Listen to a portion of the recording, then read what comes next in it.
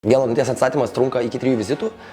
Pirmo vizito metu paprastai skaitmeninių technologijų pagalba suplanuojama ir atliekama kompiuterinė tomografija, kurios metu suplanuojama danties pozicija ir implanto pozicija. Paprastai to pačio vizito metu atliekama ir dantų implantacija, kuri trunka iki 15 minučių.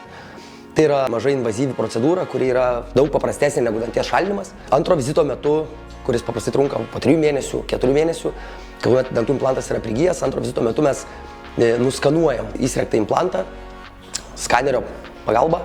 Tas trunka irgi iki 20 minučių. Ir trečio vizito metu uždedamas nuolatinis protezas. Kalbant apie vieno danties implantą, prieš operaciją realiai nereikalingi jokie paruošiamieji darbai, išskyrus burnos higieną.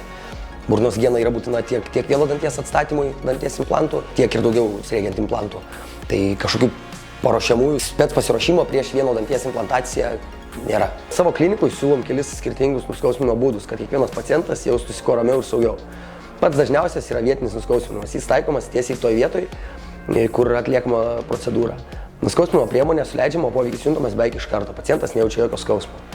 Tiems, kurie jaučia didelę baimę, siūlom ir sedaciją. Tai yra sąmoningas sedacijos metodas, kai pacientas gauna specialių medikamentų. Šios priemonės padeda atsipalaiduoti, sumažina nerimą ir leidžia gydymą atlikti ramiai ir be streso. Sedacijos metu pacientas išlieka sąmoningas, bet visiškai atsipalaidavęs, o po procedūros dažniausiai nelieka nemalonių prisiminimų. Mūsų tikslas, kad kiekvienas pacientas jaustųsi saugiai, žinotų, kas jo laukia ir galėtų rinktis jam tinkamiausią nuskausminimo būdą.